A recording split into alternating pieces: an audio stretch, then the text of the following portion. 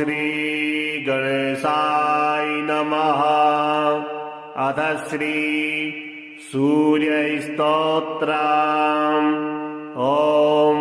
सत्ता स्वां समारुह्य अरुणसारथिमुत्तमम् श्वेतपद्मधरं देवं त्वां सूर्यं प्रणमाम्यहम्। बन्धूकपुष्पसङ्काशम् हारकुण्डलभूषणम् एकचक्रधरं देवं त्वां सूर्यं प्रणमाम्यहम्। लोहितस्वर्णसङ्काशम् सर्वलोकपितामहम् सर्वव्याधिहरं देवं त्वां सूर्यं प्रणमाम्यहम्। त्वां देव ईश्वरः शक्र ब्रह्म विष्णु महेश्वराट् परं धर्मं परं ज्ञानं त्वां सूर्यं प्रणमाम्यहम्। त्वां देवलोककर्ता च कीर्तयात्मा करणासकम् तेजो रुद्रधरं देवं त्वां सूर्यं प्रणमाम्यहम्। पृथिव्यप्तेजो वायुश्च आत्माप्याकाशमेव च सर्वज्ञं श्रीजगन्नाथं त्वां सूर्यं प्रणमाम्यहम्। अखण्डमण्डलाकारं व्याप्तं येन चराचरम् गगनलिङ्गमाराध्यं त्वां सूर्यं प्रणमाम्यहम्। निर्मलं निर्विकल्पं च निर्विकारं निरामयं जगत्कर्ता जगद्धर्ता त्वां सूर्यं प्रणमाम्यहम्। सूर्यस्तोत्रं जपे नित्यं ग्रहपीडाविनाशनम् धनं धान्यं मनोवाञ्छा श्रियः प्राप्नोति नित्यशः। शिवरात्रिसहस्रेषु कृत्वा जागरणं भवेत् यत्फलं लभते सर्वं तद्वै सूर्यस्य दर्शनात्। एकादशी सहस्राणि सङ्क्रान्त्यायुतमेव च सप्तकोटिषु दर्शेषु तत्फलं सूर्यदर्शनात्। अश्वमेधसहस्राणि वाजपेयशतानि च कोटिकन्याप्रदानानि तत्फलं सूर्यदर्शनात्। गयापिण्डः परं दाने पितॄणां च समुद्धरम् दृष्ट्वा ह्यग्रेश्वरं देवं तत्फलं समवाप्नुयात्। अग्रेश्वरसमोपेतु सोमनाथस्तथैव च कैदारमुदकं पीत्वा पुनर्जन्म न विद्यते। सूर्यस्तोत्रं पठे नित्यमेकचित्तः समाहितः दुःखदारिद्र्यनिर्मुक्तः सूर्यलोकं स गच्छति। ॐ सत्ता स्वां समारुह्य अरुणसारथिमुत्तमम् श्वेतपद्मधरं देवं त्वां सूर्यं प्रणमाम्यहम्। बन्धूकपुष्पसङ्काशम् हारकुण्डलभूषणम् एकचक्रधरं देवं त्वां सूर्यं प्रणमाम्यहम्। लोहितस्वर्णसङ्काशम् सर्वलोकपितामहम् सर्वव्याधिहरं देवं त्वां सूर्यं प्रणमाम्यहम्। त्वां देव ईश्वरः शक्र ब्रह्म विष्णु महेश्वराट् परं धर्मं परं ज्ञानं त्वां सूर्यं प्रणमाम्यहं त्वां देवलोककर्ता च कीर्तयात्मा करणासकम् तेजो रुद्रधरं देवां त्वां सूर्यं प्रणमाम्यहं पृथिव्यप्तेजो वायुश्च आत्माप्याकाशमेव च सर्वज्ञं श्रीजगन्नाथं त्वां सूर्यं प्रणमाम्यहम् अखण्डमण्डलाकारं व्याप्तं येन चराचरं गगनलिङ्गमाराध्यं त्वां सूर्यं प्रणमाम्यहम् निर्मलं निर्विकल्पं च निर्विकारं निरामयं जगत्कर्ता जगद्धर्तास्त्वां सूर्यं प्रणमाम्यहम् सूर्यस्तोत्रं जपे नित्यं ग्रहपीडाविनाशनम् धनं धान्यं मनोवाञ्छा श्रियः प्राप्नोति नित्यशः शिवरात्रिसहस्रेषु कृत्वा जागरणं भवेत् यत्फलं लभते सर्वं तद्वै सूर्यस्य दर्शनात् एकादशी सहस्राणि सङ्क्रान्त्यायुतमेव च सप्तकोटिषु दर्शेषु तत्फलं सूर्यदर्शनात् अश्वमेधसहस्राणि वाजपेयशतानि च कोटिकन्याप्रदानानि तत्फलं सूर्यदर्शनात् गयापिण्डः परं दाने पितॄणां च समुद्धरम् दृष्ट्वा ह्यग्रेश्वरं देवं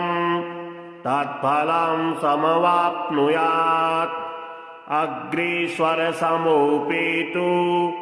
सोमनाथस्तथैव च कैदारमुदकं पीत्वा पुनर्जन्म न विद्यते सूर्यस्तोत्रं पठे नित्यमेकचित्तः समाहितः दुःखदारिद्र्यनिर्मुक्तः सूर्यलोकं स गच्छति। ॐ सत्ता स्वं समारुह्य अरुणसारथिमुत्तमं श्वेतपद्मधरं देवं त्वां सूर्यं प्रणमाम्यहम् बन्धूकपुष्पसङ्काशं हारकुण्डलभूषणम् एकचक्रधरं देवं त्वां सूर्यं प्रणमाम्यहम् लोहितस्वर्णसङ्काशं सर्वलोकपितामहं सर्वव्याधिहरं देवं त्वां सूर्यं प्रणमाम्यहम् त्वां देव ईश्वरः शक्र ब्रह्म विष्णु महेश्वराट् परं धर्मं परं ज्ञानं त्वां सूर्यं प्रणमाम्यहम् त्वां देवलोककर्ता च कीर्तयात्मा करणासकम् तेजो रुद्रधरं देवं त्वां सूर्यं प्रणमाम्यहम् पृथिव्यप्तेजो वायुश्च आत्माप्याकाशमेव च सर्वज्ञं श्रीजगन्नाथं त्वां सूर्यं प्रणमाम्यहम् अखण्डमण्डलाकारं व्याप्तं येन चराचरं गगनलिङ्गमाराध्यं त्वां सूर्यं प्रणमाम्यहम् निर्मलं निर्विकल्पं च निर्विकारं निरामयं जगत्कर्ता जगद्धर्तास्त्वां सूर्यं प्रणमाम्यहम् सूर्यस्तोत्रं जपे नित्यं ग्रहपीडाविनाशनं धनं धान्यं मनोवाञ्छा श्रियः प्राप्नोति नित्यशः शिवरात्रिसहस्रेषु कृत्वा जागरणं भवेत् यत्फलं लभते सर्वं तद्वै सूर्यस्य दर्शनात् एकादशी सहस्राणि संक्रान्त्यायुतमेव च सप्तकोटिषु दर्शेषु तत्फलं सूर्यदर्शनात् अश्वमेधसहस्राणि वाजपेयशतानि च कोटिकन्याप्रदानानि तत्फलं सूर्यदर्शनात् गयापिण्डः परं दाने पितॄणां च समुद्धरम् दृष्ट्वा ह्यग्रेश्वरं देवं तत्फलं समवाप्नुयात् अग्रेश्वरसमोपेतु सोमनाथस्तथैव च कैदारमुदकं पीत्वा पुनर्जन्म न विद्यते सूर्यस्तोत्रं पठे नित्यमेकचित्तः समाहितः दुःखदारिद्र्यनिर्मुक्तः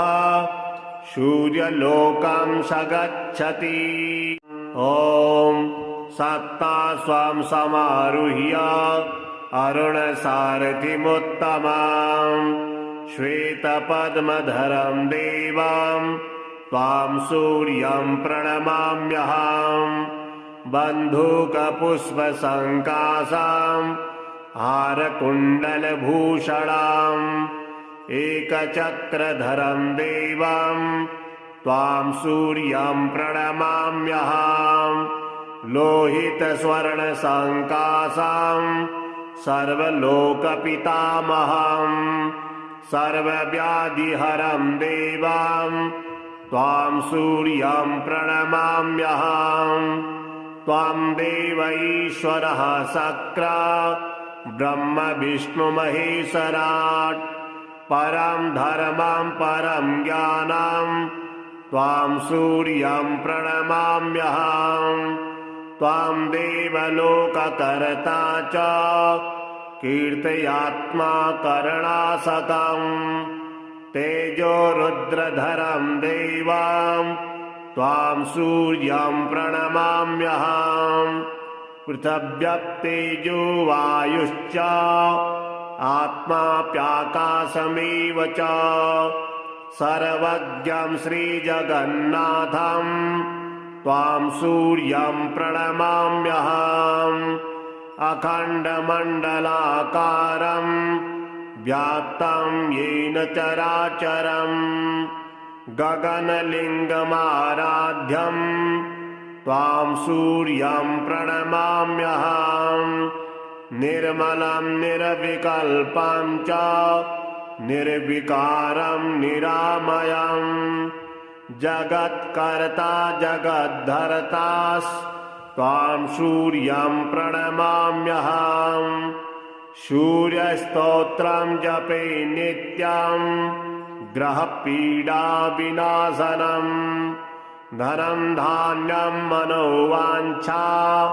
श्रियः प्राप्नोति नित्यशः शिवरात्रिसहस्रेषु कृत्वा जागरणं भवेत् यत्फलं लभते सर्वं तद्वै सूर्यस्य दर्शनात् एकादशी सहस्राणि संक्रान्त्यायुतमेव च सप्तकोटिषु दर्शेषु तत्फलं सूर्यदर्शनात् अश्वमेधसहस्राणि वाजपेयशतानि च कोटिकन्याप्रदानानि तत्फलं सूर्यदर्शनात् गयापिण्डः परं दाने पितॄणां च समुद्धरम् दृष्ट्वा ह्यग्रेश्वरं देवं तत्फलं समवाप्नुयात् अग्रेश्वरसमोपेतु सोमनाथस्तथैव च कैदारमुदकं पीत्वा पुनर्जन्म न विद्यते सूर्यस्तोत्रं पठे नित्यमेकचित्तः समाहितः दुःखदारिद्र्यनिर्मुक्तः सूर्यलोकं स गच्छति। ॐ सत्ता स्वं समारुह्य अरुणसारथिमुत्तमम् श्वेतपद्मधरं देवं त्वां सूर्यं प्रणमाम्यहम् बन्धूकपुष्पसङ्काशं हारकुण्डलभूषणम् एकचक्रधरं देवं त्वां सूर्यं प्रणमाम्यहम् लोहितस्वर्णसङ्काशं सर्वलोकपितामहम् सर्वव्याधिहरं देवं त्वां सूर्यं प्रणमाम्यहम् त्वां देव ईश्वरः शक्र ब्रह्म विष्णु महेश्वराट् परं धर्मं परं ज्ञानं त्वां सूर्यं प्रणमाम्यहम् त्वां देवलोककर्ता च कीर्तयात्मा करणासकम् तेजो रुद्रधरं देवं त्वां सूर्यं प्रणमाम्यहम् पृथिव्यप्तेजो वायुश्च आत्माप्याकाशमेव च सर्वज्ञं श्रीजगन्नाथं त्वां सूर्यं प्रणमाम्यहम् अखण्डमण्डलाकारं व्याप्तं येन चराचरं गगनलिङ्गमाराध्यं त्वां सूर्यं प्रणमाम्यहम् निर्मलं निर्विकल्पं च निर्विकारं निरामयं जगत्कर्ता जगद्धर्ता त्वां सूर्यं प्रणमाम्यहम् सूर्यस्तोत्रं जपे नित्यं ग्रहपीडाविनाशनम् धनं धान्यं मनोवाञ्छा श्रियः प्राप्नोति नित्यशः शिवरात्रिसहस्रेषु कृत्वा जागरणं भवेत् यत्फलं लभते सर्वं तद्वै सूर्यस्य दर्शनात् एकादशी सहस्राणि सङ्क्रान्त्यायुतमेव च सप्तकोटिषु दर्शेषु तत्फलं सूर्यदर्शनात् अश्वमेधसहस्राणि वाजपेयशतानि च कोटिकन्याप्रदानानि तत्फलं सूर्यदर्शनात् गयापिण्डः परं दाने पितॄणां च समुद्धरम्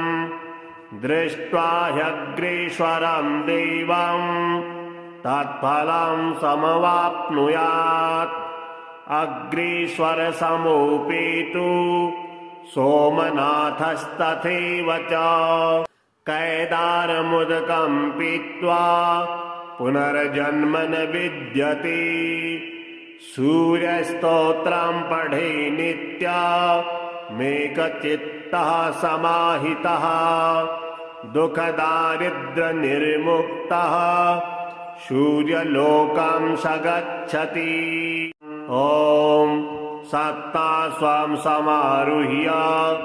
अरुणसारथिमुत्तमम् श्वेतपद्मधरं देवं त्वां सूर्यं प्रणमाम्यहम् बन्धूकपुष्पसङ्काशं हारकुण्डलभूषणम् एकचक्रधरं देवं त्वां सूर्यं प्रणमाम्यहम् लोहितस्वर्णसङ्कासाम् सर्वलोकपितामहम् सर्वव्याधिहरं देवाम् त्वां सूर्यं प्रणमाम्यहम् त्वां देव ईश्वरः शक्रा ब्रह्म विष्णु महेश्वराट् परं धर्मं परं ज्ञानं त्वां सूर्यं प्रणमाम्यहम् त्वां देवलोककर्ता च कीर्तयात्मा करणासकम् तेजो रुद्रधरं देवां त्वां सूर्यं प्रणमाम्यहम् पृथिव्यप्तेजो वायुश्च आत्माप्याकाशमेव च सर्वज्ञं श्रीजगन्नाथं त्वां सूर्यं प्रणमाम्यहम् अखण्डमण्डलाकारं व्याप्तं येन चराचरं गगनलिङ्गमाराध्यं त्वां सूर्यं प्रणमाम्यहम् निर्मलं निर्विकल्पं च निर्विकारं निरामयं जगत्कर्ता जगद्धर्तास्त्वां सूर्यं प्रणमाम्यहम् सूर्यस्तोत्रं जपे नित्यं ग्रहपीडाविनाशनम् धनं धान्यं मनोवाञ्छा श्रियः प्राप्नोति नित्यशः शिवरात्रिसहस्रेषु कृत्वा जागरणं भवेत् यत्फलं लभते सर्वं तद्वै सूर्यस्य दर्शनात् एकादशी सहस्राणि सङ्क्रान्त्यायुतमेव च सप्तकोटिषु दर्शेषु तत्फलं सूर्यदर्शनात् अश्वमेधसहस्राणि वाजपेयशतानि च कोटिकन्याप्रदानानि तत्फलं सूर्यदर्शनात् गयापिण्डः परं दाने पितॄणां च समुद्धरम् दृष्ट्वा ह्यग्रेश्वरं देवं तत्फलं समवाप्नुयात् अग्रेश्वरसमोपेतु सोमनाथस्तथैव च कैदारमुदकं पीत्वा पुनर्जन्म न विद्यते सूर्यस्तोत्रं पठे नित्यमेकचित्तः समाहितः दुःखदारिद्र्यनिर्मुक्तः सूर्यलोकं स गच्छति। ॐ सत्ता स्वं समारुह्य अरुणसारथिमुत्तमम् श्वेतपद्मधरं देवं त्वां सूर्यं प्रणमाम्यहम् बन्धूकपुष्पसङ्कासां हारकुण्डलभूषणाम्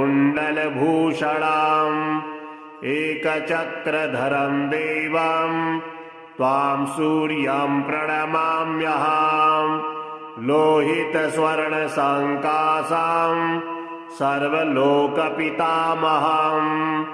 सर्वव्याधिहरं देवं त्वां सूर्यं प्रणमाम्यहम् त्वां देव ईश्वरः शक्रा ब्रह्म विष्णु महेश्वराट् परं धर्मं परं ज्ञानं त्वां सूर्यं प्रणमाम्यहम् त्वां देवलोककर्ता च कीर्तयात्मा करणासकम् तेजो रुद्रधरं देवं त्वां सूर्यं प्रणमाम्यहम् पृथिव्यप्तेजो वायुश्च आत्माप्याकाशमेव च सर्वज्ञं श्रीजगन्नाथं त्वां सूर्यं प्रणमाम्यहम् अखण्डमण्डलाकारं व्याप्तं येन चराचरम् गगनलिङ्गमाराध्यं त्वां सूर्यं प्रणमाम्यहम् निर्मलं निर्विकल्पं च निर्विकारं निरामयम् जगत्कर्ता जगद्धर्तास्त्वां सूर्यं प्रणमाम्यहम् सूर्यस्तोत्रं जपे नित्यं ग्रहपीडाविनाशनम् धनं धान्यं मनोवाञ्छा श्रियः प्राप्नोति नित्यशः शिवरात्रिसहस्रेषु कृत्वा जागरणं भवेत् यत्फलं लभते सर्वं तद्वै सूर्यस्य दर्शनात् एकादशी सहस्राणि सङ्क्रान्त्यायुतमेव च सप्तकोटिषु दर्शेषु तत्फलं सूर्यदर्शनात् अश्वमेधसहस्राणि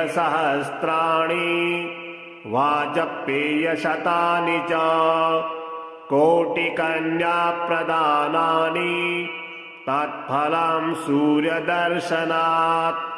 गयापिण्डः परं दाने पितॄणां च समुद्धरम् दृष्ट्वा ह्यग्रेश्वरं देवं तत्फलं समवाप्नुयात् अग्रेश्वरसमोपेतु सोमनाथस्तथैव च कैदारमुदकं पीत्वा पुनर्जन्म न विद्यते सूर्यस्तोत्रं पठे नित्यमेकचित्तः समाहितः दुःखदारिद्र्यनिर्मुक्तः सूर्यलोकं स गच्छति। ॐ सत्ता स्वं समारुह्य अरुणसारथिमुत्तमं श्वेतपद्मधरं देवं त्वां सूर्यं प्रणमाम्यहम् बन्धूकपुष्पसङ्काशं हारकुण्डलभूषणम् एकचक्रधरं देवं त्वां सूर्यं प्रणमाम्यहम्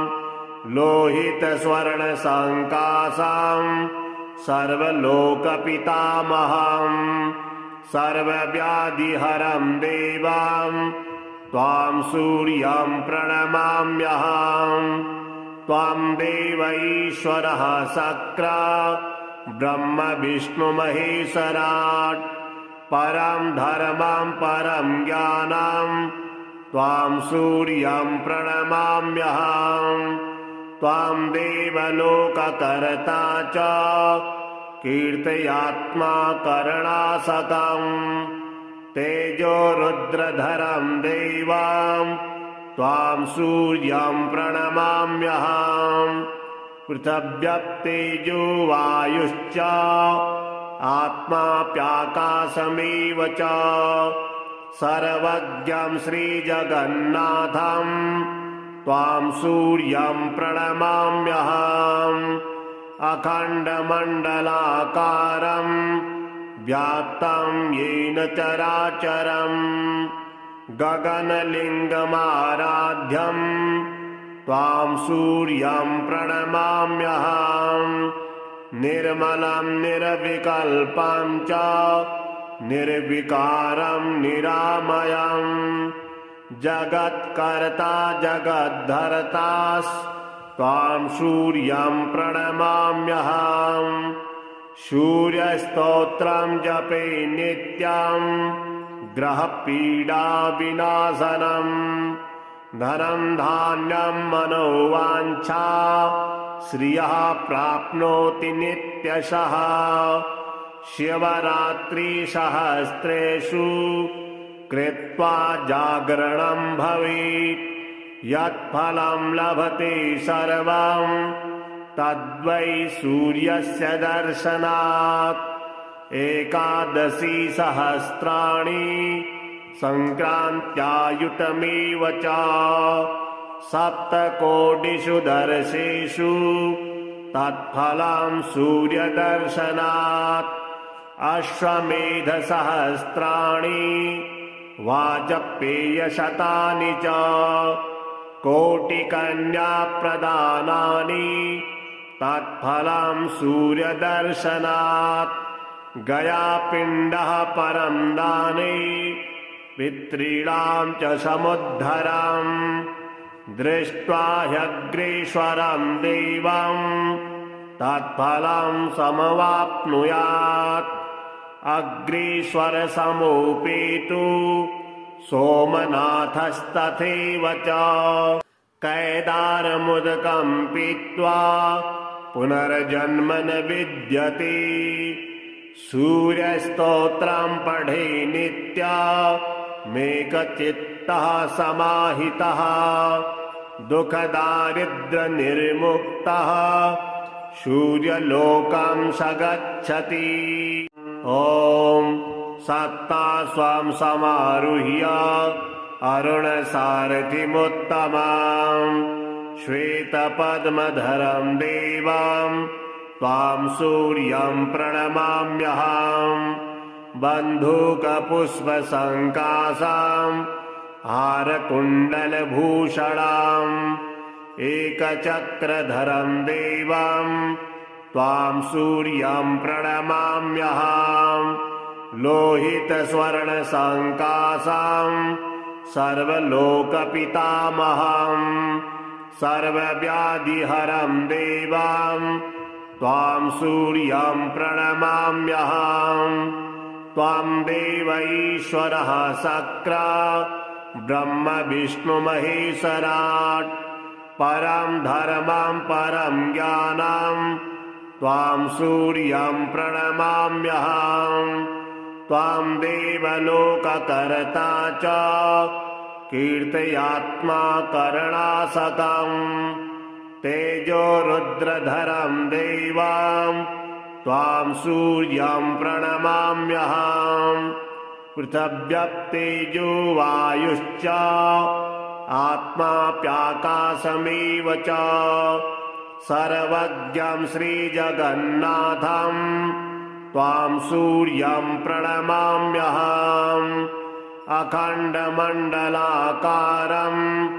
व्याप्तं येन चराचरं गगनलिङ्गमाराध्यं त्वां सूर्यं प्रणमाम्यहम् निर्मलं निर्विकल्पं च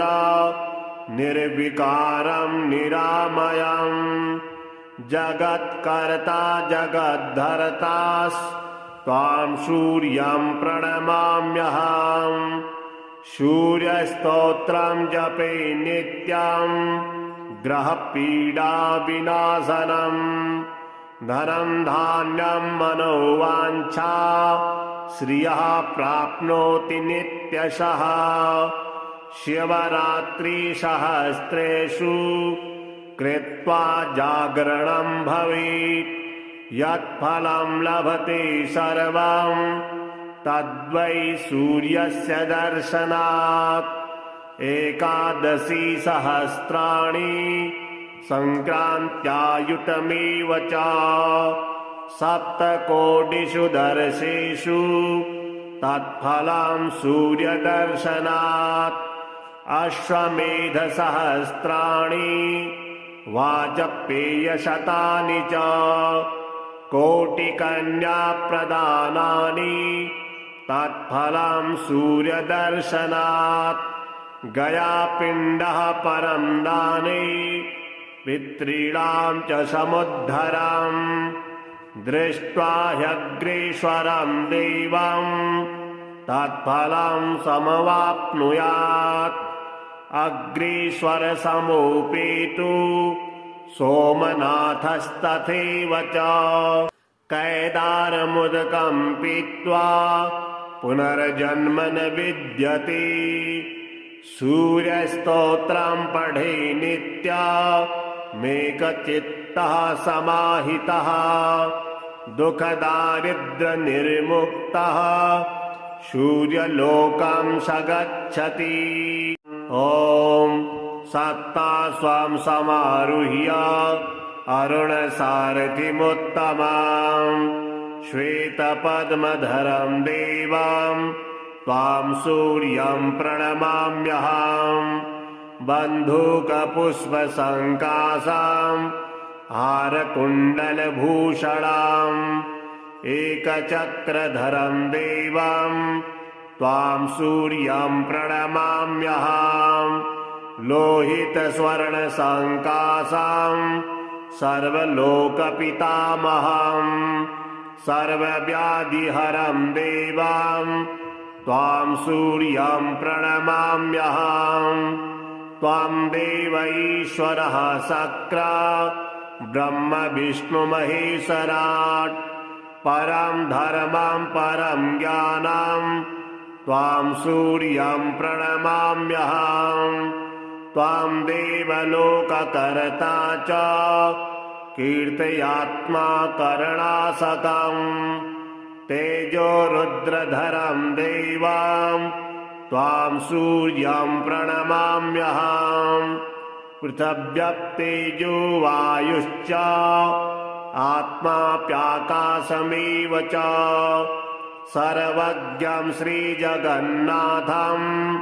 त्वां सूर्यं प्रणमाम्यहम् अखण्डमण्डलाकारं व्याप्तं येन चराचरम् गगनलिङ्गमाराध्यं त्वां सूर्यं प्रणमाम्यहम् निर्मलं निर्विकल्पं च निर्विकारं निरामयम् जगत्कर्ता जगद्धर्तास्त्वां सूर्यं प्रणमाम्यहम् सूर्यस्तोत्रं जपे नित्यं ग्रहपीडाविनाशनम् धनं धान्यं मनोवाञ्छा श्रियः प्राप्नोति नित्यशः शिवरात्रिसहस्रेषु कृत्वा जागरणं भवेत् यत्फलं लभते सर्वं तद्वै सूर्यस्य दर्शनात् एकादशी सहस्राणि सङ्क्रान्त्यायुतमेव च सप्तकोटिषु दर्शेषु तत्फलं सूर्यदर्शनात् अश्वमेधसहस्राणि वाजपेयशतानि च कोटिकन्याप्रदानानि तत्फलं सूर्यदर्शनात् गयापिण्डः परं दाने पितॄणां च समुद्धरम् दृष्ट्वा ह्यग्रेश्वरं देवं तत्फलं समवाप्नुयात् अग्रेश्वरसमोपेतु सोमनाथस्तथैव च कैदारमुदकं पीत्वा पुनर्जन्म न विद्यते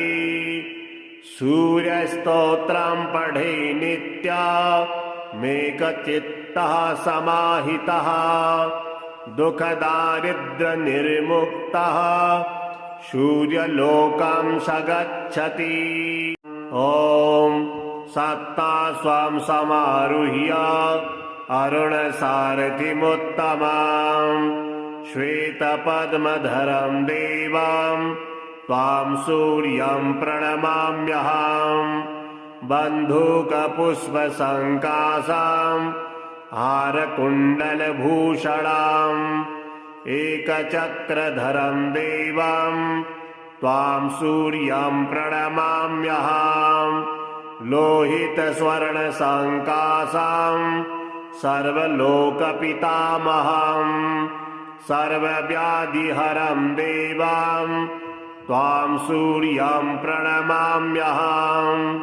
त्वां देव ईश्वरः सक्रा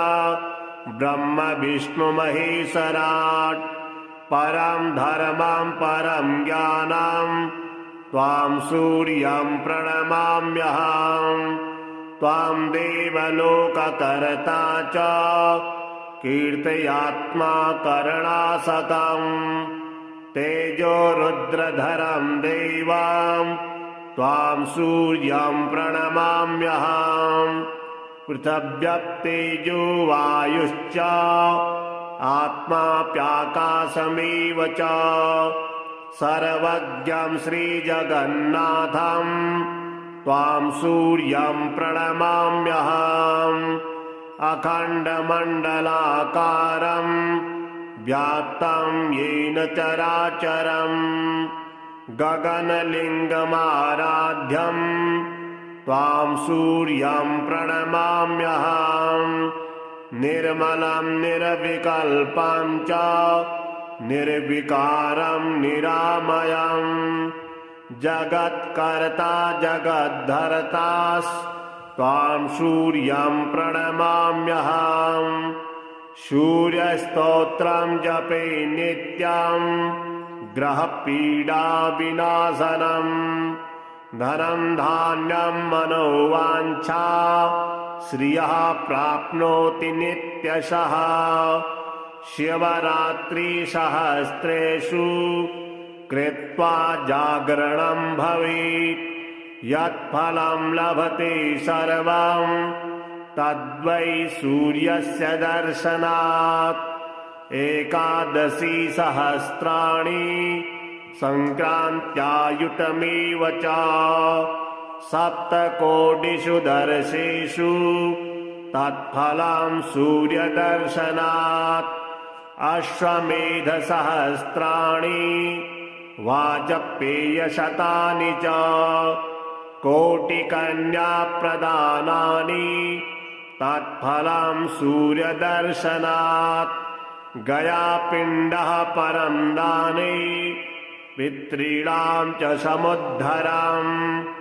दृष्ट्वा ह्यग्रेश्वरं देवं तत्फलं समवाप्नुयात् अग्रेश्वरसमोपेतु सोमनाथस्तथैव च कैदारमुदकं पीत्वा पुनर्जन्म न विद्यते सूर्यस्तोत्रं पठे नित्यमेकचित्तः समाहितः दुःखदारिद्र्यनिर्मुक्तः सूर्यलोकं स गच्छति। ॐ सत्ता स्वं समारुह्य अरुणसारथिमुत्तमं श्वेतपद्मधरं देवं त्वां सूर्यं प्रणमाम्यहम् बन्धूकपुष्पसङ्काशं हारकुण्डलभूषणम् एकचक्रधरं देवं त्वां सूर्यं प्रणमाम्यहम् लोहितस्वर्णसङ्काशं सर्वलोकपितामहं सर्वव्याधिहरं देवं त्वां सूर्यं प्रणमाम्यहम् त्वं देव ईश्वरः शक्र ब्रह्म विष्णु महेश्वराट् परं धर्मं परं ज्ञानं त्वां सूर्यं प्रणमाम्यहम् त्वां देवलोककर्ता च कीर्तयात्मा करणासकम् तेजो रुद्रधरं देवां त्वां सूर्यं प्रणमाम्यहम् पृथिव्यप्तेजो वायुश्च आत्माप्याकाशमेव च सर्वज्ञं श्रीजगन्नाथं त्वां सूर्यं प्रणमाम्यहम् अखण्डमण्डलाकारं व्याप्तं येन चराचरम् गगनलिङ्गमाराध्यं त्वां सूर्यं प्रणमाम्यहम् निर्मलं निर्विकल्पं च निर्विकारं निरामयम् जगत्कर्ता जगद्धर्तास्त्वां सूर्यं प्रणमाम्यहम् सूर्यस्तोत्रं जपे नित्यं ग्रहपीडाविनाशनम् धनं धान्यं मनोवाञ्छा श्रियः प्राप्नोति नित्यशः शिवरात्रिसहस्रेषु कृत्वा जागरणं भवेत् यत्फलं लभते सर्वं तद्वै सूर्यस्य दर्शनात् एकादशी सहस्राणि संक्रान्त्यायुतमेव च सप्तकोटिषु दर्शेषु तत्फलं सूर्यदर्शनात् अश्वमेधसहस्राणि वाजपेयशतानि च कोटिकन्याप्रदानानि तत्फलं सूर्यदर्शनात् गयापिण्डः परं दाने पितॄणां च समुद्धरम्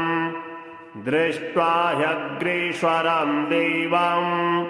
तत्फलं समवाप्नुयात् अग्रेश्वरसमोपेतु सोमनाथस्तथैव च कैदारमुदकं पीत्वा पुनर्जन्म न विद्यते सूर्यस्तोत्रं पठे नित्यमेकचित्तः समाहितः दुःखदारिद्र्यनिर्मुक्तः सूर्यलोकं स गच्छति। ॐ सत्ता स्वं समारुह्य अरुणसारथिमुत्तमं श्वेतपद्मधरं देवं त्वां सूर्यं प्रणमाम्यहं बन्धूकपुष्पसङ्काशं हारकुण्डलभूषणम् एकचक्रधरं देवं त्वां सूर्यं प्रणमाम्यहं लोहितस्वर्णसङ्काशं सर्वलोकपितामहं सर्वव्याधिहरं देवं त्वां सूर्यं प्रणमाम्यहं त्वां देव ईश्वरः शक्र ब्रह्म विष्णु महेश्वराट् परं धर्मं परं ज्ञानं त्वां सूर्यं प्रणमाम्यहं त्वां देवलोककर्ता च कीर्तयात्मा करणासकम् तेजो रुद्रधरं देवं त्वां सूर्यं प्रणमाम्यहं पृथिव्यप्तेजो वायुश्च आत्माप्याकाशमेव च सर्वज्ञं श्रीजगन्नाथं त्वां सूर्यं प्रणमाम्यहम् अखण्डमण्डलाकारं व्याप्तं येन चराचरं गगनलिङ्गमाराध्यं त्वां सूर्यं प्रणमाम्यहं निर्मलं निर्विकल्पं च निर्विकारं निरामयं जगत्कर्ता जगद्धर्तास्त्वां सूर्यं प्रणमाम्यहं सूर्यस्तोत्रं जपे नित्यं ग्रहपीडाविनाशनं धनं धान्यं मनोवाञ्छा श्रियः प्राप्नोति नित्यशः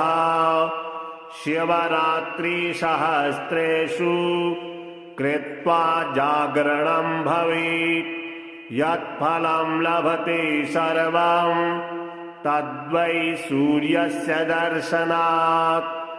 एकादशी सहस्राणि संक्रान्त्यायुतमेव च सप्तकोटिषु दर्शेषु तत्फलं सूर्यदर्शनात् अश्वमेधसहस्राणि वाजपेयशतानि च कोटिकन्याप्रदानानि तत्फलं सूर्यदर्शनात् गयापिण्डः परं दाने पितॄणां च समुद्धरम् दृष्ट्वा ह्यग्रेश्वरं देवं तत्फलं समवाप्नुयात् अग्रीश्वरसमोपेतु सोमनाथस्तथैव च कैदारमुदकं पीत्वा पुनर्जन्म न विद्यते सूर्यस्तोत्रं पठे नित्यमेकचित्तः समाहितः दुःखदारिद्र्यनिर्मुक्तः सूर्यलोकं स गच्छति।